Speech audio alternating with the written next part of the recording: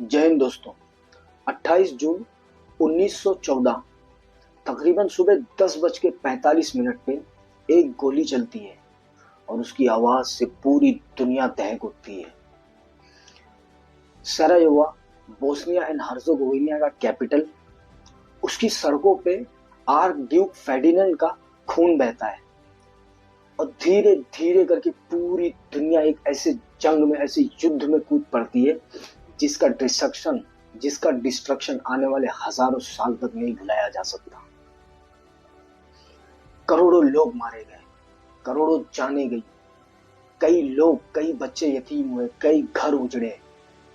पर सवाल ये है कि एक हत्या इतने बड़े युद्ध का रीजन बन गया, या फिर ये एक चिंगारी थी उस ब्लास्ट की जिसकी तैयारी कई सालों से चलती हुई आ रही थी।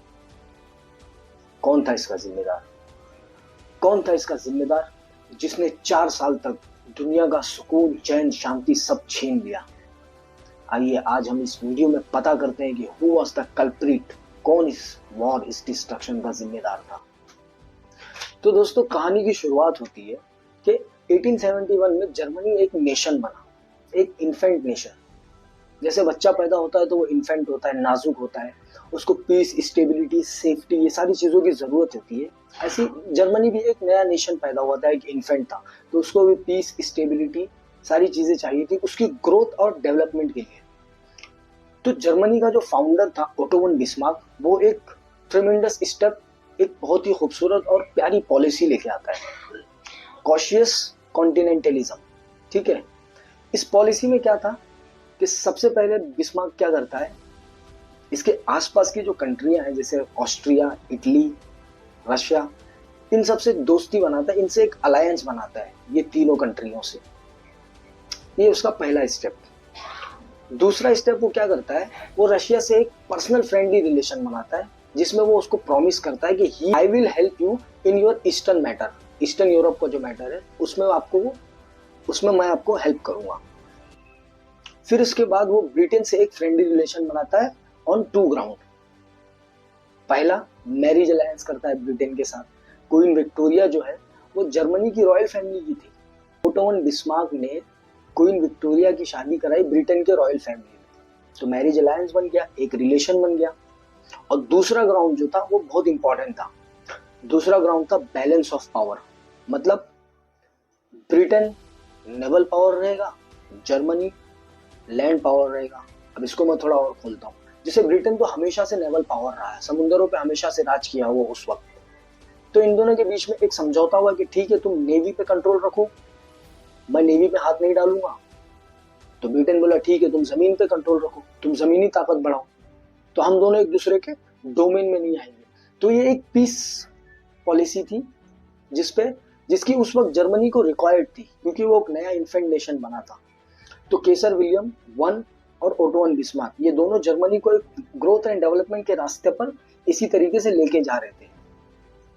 बट 1888 में केसर विलियम वन की डेथ हो जाती है। अब आता है केसर विलियम टू। दोस्तों, केसर विलियम टू के बारे में बताने से पहले मैं आपको कुछ बताता हूं। आपने सुना तो होगा कि विनाशकालीन विपरीत बुद्धि। आज मैं आपको दिखाता हूं। केसर विलियम टू के बारे में बताने से पहले मैं आपको कुछ बातें बताता हूं कि जब नेचर को कुछ कंस्ट्रक्टिव बनाना होता है ना दुनिया में, तो बिस्मार्क जैसे लोग को पैदा करता है, बिस्मार्क जैसे लोग को बनाता है। और जब कुछ डिस्ट्रक्टिव होना होता है ना, तो ऐसे लोग पैदा होते हैं। आज के करंट टाइम पे मैं एक एग्जांपल बताऊं केसर विलियम टू के जैसा। आप सभी ने मिर्जापुर तो देखा होगा, उसमें एक बहुत प्यारा कैरेक्टर है, Munna. Yes, exactly, kaiser William two was like Munna Tripathi. Munna Tripathi के भी कुछ दोस्त थे, ललित, कंपाउंडर जैसे, जो उसको बहुत सजेशन देते थे कि आप तो किंग ऑफ मिर्जापुर हो, वगैरह वगैरह। ऐसे ही केसर विलियम टू के भी कुछ फ्रेंड थे, उसके कोर्टियर थे, फ्रेंड थे। तो ये उसको जाके क्या बोलते हैं कि sir, you deserve to become the world emperor, not just Germany का एम्परर, आप वर्ल्ड एम्परर बनना डिजर्व करते हो। तो ये खुश हो गया कि अरे वाह, और बनूंगा कैसे? तो ये लोग बोलते हैं कि आप बन तो जाओगे, लेकिन एक प्रॉब्लम है, एक ऑब्स्टकल है। बोले क्या? बोले वो ओटो वन बिस्मार्क। जैसे ये लोग मुन्ना को बोलते थे तो बोलते थे एक प्रॉब्लम है गुड्डू बबलू, वैसे ये लोग बोले कि एक प्रॉब्लम है बिस्मार्क।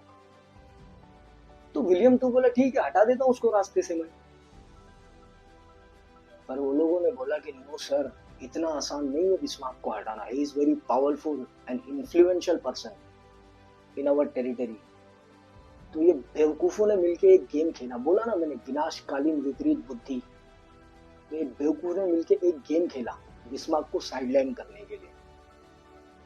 आपको मैं जर्मनी की हायरार्की बताता हूँ, इससे आपको समझ में आएगा कि गेम क्या खेला। सबसे ऊपर एम्परर, बीच में चांसलर, उसके नीचे काउंसिल ऑफ मिनिस्टर, जैसे आप समझ गए कैबिनेट मिनिस्टर। तो जर्मनी में एक रूल्स था कि एम्परर को अगर कुछ कैबिनेट मिनिस्टर को, काउंसिल ऑफ मिनिस्टर को बोलना है तो वो चांसलर के थ्रू जाएगा, वो मैसेज चांसलर के थ्रू जाएगा। और अगर कैबिनेट मिनिस्टर को एम्परर से कुछ कहना है तो वो भी चांसलर के थ्रू ही जाएगा। ये रिस्पेक्ट, ये डिग्निटी, ये रिवॉर्ड जो बिस्मार्क ने किया जर्मनी के लिए, उसको दिया गया। तो ये लोग क्या करना शुरू कर दिए, ये लोग बिस्मार्क को साइडलाइन करना शुरू कर दिए। वो एम्परर, वो William two direct council of minister से कांटेक्ट करना शुरू कर दिया, उनसे डायरेक्ट डील कर रहा है, बिस्मार्क को साइडलाइन कर रहा है। Bismarck was a smart man, वो समझ गया कि अब मेरी डिग्निटी कॉम्प्रोमाइज होने का वक्त आ रहा है, तो उसने रिजाइन दे दिया। क्योंकि एक ग्रेट इंसान कभी अपने सेल्फ रेस्पेक्ट के साथ कॉम्प्रोमाइज नहीं करेगा। यही बिस्मार्क ने किया, वो रिजाइन कर दिया अपने पोस्ट से। अब क्या खुशी का माहौल छा गया। बोले जो तो बीच में रोड, जो बोले बीच में रोड़ा था वो तो खुद ही साइड हो गया। तो ये बी स्क्वायर, मेरे सर इसको बी स्क्वायर बोलते हैं, बॉर्न बदतमीज। तो ये एक नई पॉलिसी के साथ आता है, वर्ल्ड पॉलिटिक। जर्मनी में वर्ल्ड पॉलिटिक को इंग्लिश में कहते हैं वर्ल्ड पॉलिटिक्स। बिस्मार्क ने क्या पॉलिसी अपनाई थी? कॉशियस कॉन्टिनेंटलिज्म। ये आता है एग्रेसिव इंपीरियलिज्म। अब इसमें क्या है एग्रेसिव इंपीरियलिज्म में? Interfere in others matter, international matter, मतलब दूसरों के मामलों में इंटरफेयर करना इसने शुरू किया। जबकि पहले डील हो गई थी कि सब अपना अपना देखेंगे, ये दूसरों के मैटर में इंटरफेयर करना शुरू करा। और दूसरा इसने उल्लंघन क्या किया, वॉल्यूशन क्या किया, ये नेवल पावर बढ़ाना शुरू कर दिया। जबकि ब्रिटेन से डायरेक्ट डील थी कि तुम लैंड पावर रहोगे और ब्रिटेन नेवल पावर रहेगा। इसने ड्राउडनॉट जैसी शिपें बनाना शुरू कर दी। और तीसरा, टेरिटोरियल एक्सपांशन फॉर कॉलोनी, मतलब जमीनें कब्जा करना शुरू करने की नियत बना ली इसने कि अब मैं भी कॉलोनियां बनाऊंगा। तो अब ऑलरेडी दो जो यूरोप के लीडर हैं उन्होंने आपस में जमीनें बांट रखी है, अभी तीसरा घुसेगा, मामला तो बिगड़ेगा ही। यहाँ पे 110% मामला बिगड़ेगा। और ये सिर्फ पॉलिसी इसने पेपर में नहीं बनाया, he started implementing all this policy. जैसे साउथ अफ्रीका जो है वो ब्रिटेन की कॉलोनी थी उस वक्त, ठीक है। और वहां पे जो ब्रिटिश प्लांटर्स थे ना, वो वहां के जो फार्मर थे, डच फार्मर थे, उनको एक्सप्लॉइट कर रहे थे, जैसे और नॉर्मली करते ही है, उस वक्त हो ही रहा था हर जगह। तो प्लांटर्स जो थे वो एक्सप्लॉइट कर रहे थे वहां के लेबर और वर्कर को। तो ये लोगों ने रिवॉल्ट किया। किसने? डच फार्मर ने साउथ अफ्रीका में। पता है इसने क्या किया विलियम टू ने? कि मॉरल सपोर्ट दे रहा है जाके वो रेबेलियन को, उनको मॉरल सपोर्ट दे रहा है। अब उनको मॉरल सपोर्ट देने का मतलब क्या है पता है? ब्रिटेन के अगेंस्ट जाना, उस वक्त के सुपर पावर के अगेंस्ट जाना, और कॉन्ग्रेचुलेट कर रहा है। सारी मतलब जो एक बेवकूफ आदमी जो करता है वो सब कर रहा था। तो ब्रिटेन ने ज्यादा कुछ इस पर रिएक्ट नहीं किया, उसने बोला जाने दे, बच्चा है, इंसानियत के तौर पे सब कर रहा है, बोल के उसको लेट इट गो कर दिए। और यही दौर चल रहा था कि उतने में एक और कांड हुआ। जो क्वीन विक्टोरिया थी, जिसकी ब्रिटेन रॉयल फैमिली में शादी हुई थी, उसकी डेथ हो गई वहां पे, ठीक है। उसकी वहां पे डेथ हो गई। तो ये गया वहां पे क्योंकि उसकी रिलेटिव थी वो। तो वहां पे जो ब्रिटेन ऑफिसर्स थे, वो जब वो गया था फेडरल में, तो किसी ने बोला कि सर आप क्यों कर रहे हो ऐसा, वी आर रिलेटिव्स। तो पता है ये क्या बोलता है? ही वाज टेलिंग कि हम रिलेटिव्स है नहीं, हम रिलेटिव थे इस लेडी के वजह से। Just because of this lady we were relative and now we are no more relative. फिर उसको लेट गो कर दिया ब्रिटेन ने, बच्चा है, गरम खून है, बल्कि ज्यादा उस पर भाव ही नहीं दिए, बोले वहां से चले गए। लेकिन इसको इसने गलत एंगल में लेना शुरू कर दिया, एंथुसियास्टिक होने लगा, जज्बे में आने लगा कि बोले मेरी हरकत मैं करे जा रहा हूँ, ब्रिटेन कुछ बोल ही नहीं रहा है, तो उसके अंदर एक एंथुसियाज्म आ गया। और इसी एंथुसियाज्म में इसके दिमाग में एक और फितूर पैदा हो गया। अब फितूर क्या था, एक एवरेज माइंड के हिसाब से तो वो सही था कि फ्रांस और ब्रिटेन जो है वो एनिमी, ठीक है, फ्रांस और ब्रिटेन एनिमी है, तो ये इसका फायदा उठाने की सोचा। इसके अंदर जज्बा तो था ही, दो एक दो कांड कर चुका था, और उसको ये भी लग रहा है कि फ्रांस और ब्रिटेन एनिमी है, तो ये फ्रांस के ऊपर नजर घुमाया अपनी और आके एक कांड किया इसने एक शॉट क्या किया, मोरक्को क्राइसिस क्रिएट कर दिया। अब मैं आपको ये मोरक्को क्राइसिस से पहले थोड़ा ज्योग्राफी समझाता हूँ। जैसे ये है मेडिटेरेनियन सी, ठीक है, इसके नीचे जो है अफ्रीका कॉन्टिनेंट है और इसके ऊपर यूरोप है, ठीक है, बीच में मेडिटेरेनियन सी है, ऊपर यूरोप है, नीचे अफ्रीका है। अब अफ्रीका के वेस्टर्न साइड में मोरक्को है, नॉर्थ वेस्ट साइड में एकदम, यहाँ से शुरू होता है। फिर उसके बाद क्या है, अल्जीरिया, फिर टूनिशिया, फिर लीबिया और फिर इजिप्ट। दो दरवाजे, एक है मोरक्को, एक है इजिप्ट। मोरक्को जो है वो फ्रांस के कंट्रोल में था और इजिप्ट जो है वो ब्रिटेन के कंट्रोल में था। तो ये दोनों में एक हिडन टाई था कि ब्रिटेन मोरक्को का यूज करके साउथ अफ्रीका में एंट्री करेगा और फ्रांस इजिप्ट का यूज करके एशिया में एंट्री करेगा, ठीक है। तो ये क्या सोचा कि मैं फ्रांस की कॉलोनी पे उंगली करता हूँ। इसने वहां के सुल्तान से जाके पर्सनली मिला, उसको भड़काया, उसको मोटिवेट किया कि आप यहाँ पे रिवॉल्ट कर दो, क्योंकि कब तक तुम गुलाम रहोगे, कब तक तुम फ्रांस की कॉलोनी रहोगे, मैं तुमको सपोर्ट करूंगा वॉर। और ये सिर्फ बोला नहीं, अपनी प्रॉमिस फुलफिल करने के लिए ड्रेडनॉट बैटल शिप भी भेज दिया। किसको, मोरक्को के सुल्तान को, लड़ो तुम फ्रांस के अगेंस्ट। लेकिन सर, ब्रिटेन और फ्रांस दुश्मन थे, पर बेवकूफ नहीं थे कि उनकी दो जन की दुश्मनी में कोई तीसरा आगे फायदा उठा ले। फटाक से ब्रिटेन फ्रांस के साइड हो गया। और ब्रिटेन जैसी फ्रांस के साइड हुआ, ये तो विलियम के लिए बड़ी शॉकिंग बात थी, क्योंकि उसकी उतनी औकात नहीं थी कि वो अकेले ब्रिटेन और फ्रांस से कंबाइन लड़ सके। तो हाथ जोड़ लिया, बोले गलती हो गई सर, हाथ जोड़ के गलती हो गई, माफी मांग रहा है, उस पर एक शर्त भी रख रहा है, और वो शर्त ये है कि मुझे मोरक्को में जो बैंक है, बैंक ऑफ मोरक्को, उसमें शेयर चाहिए। तो ब्रिटेन उस टाइम का सुपर पावर ऐसी थोड़ी था, उसने एक मास्टरमाइंड गेम खेला, उसने इसको शेयर दे दिया। अब फ्रांस भी ब्रिटेन को मना नहीं करेगा उस वक्त, because Britain is banking France against Germany. इसमें उसका दो फायदा हुआ। पहला फायदा, उसने फ्रांस को बचा के जर्मनी को काउंटर किया, और जर्मनी को बैंक ऑफ मोरक्को में शेयर देके जर्मनी के नजर में भी अच्छा हो गया, फ्रांस के नजर में भी अच्छा हो गया, मैनेज।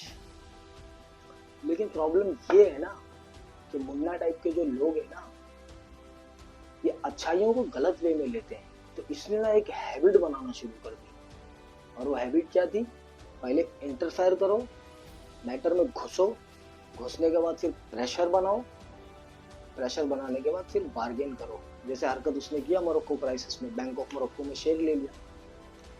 तो अब इसकी हरकत देखो, यही खत्म नहीं हुआ। अब ये ब्रिटेन को क्या बोल रहा है मालूम है, बोले मुझे चाइना में शेयर चाहिए। ब्रिटेन बोला औकात में रहे, मतलब उसने मना कर दिया ब्रिटेन ने, कैसे चाइना में शेयर देगा यार। तो विलियम को आ गया गुस्सा। अब economic rivalry turn into political rivalry. अब आर्थिक जो झगड़ा था वो पॉलिटिकल झगड़े में कन्वर्ट होगा, तो क्या होगा, militarisation, block formation. Block formation मतलब गुटबंदी होना, ठीक है। ऑलरेडी दो तो थे, फ्रांस और ब्रिटेन, अभी तीसरा खड़ा हो गया, नया टीम बनाना शुरू कर दिया इसने, लीड कर रहा है। इसने क्या किया, नेवल एम्पावरमेंट करना शुरू किया, इसने ड्रेडनॉट शिप बनाना शुरू कर दी, ड्रेडनॉट यू बोट सबमरीन बनाना शुरू कर दिया इसने रेलवे कंस्ट्रक्शन किया, Berlin to Baghdad direct railway, इसने कील कैनाल बनाना शुरू कर दिया। कील कैनाल बाल्टिक सी और नॉर्थ सी को जोड़ता है। अब बाल्टिक सी और नॉर्थ सी को अगर तुम जोड़ रहे हो, कील कैनाल बना रहे हो, तो सीधा ब्रिटेन में एंट्री। और इसको देख के बाकी यूरोप वाले भी यही ट्रेंड फॉलो करना शुरू कर दिए। मिलिटराइजेशन शुरू हो गया, सब ताकतवर होना शुरू हो गए। तो अब बात यहाँ रुकेगी नहीं। जब मिलिटराइजेशन हो गया तो ब्लॉक फॉर्मेशन भी बनना शुरू हो गया, फ्यूचर वॉर की प्रिकॉशन के हिसाब से। तो अब गुटबंदी बनना शुरू हुई, अलायंस, ब्लॉक फॉर्मेशन शुरू हो गया। सबसे पहले ट्रिपल अलायंस। ट्रिपल अलायंस में कौन कौन है? जर्मनी, ऑस्ट्रिया और इटली। उसके बाद बनता है ड्यूअल अलायंस। ड्यूअल अलायंस में कौन? फ्रांस और रशिया। उसके बाद एक और अलायंस बनता है,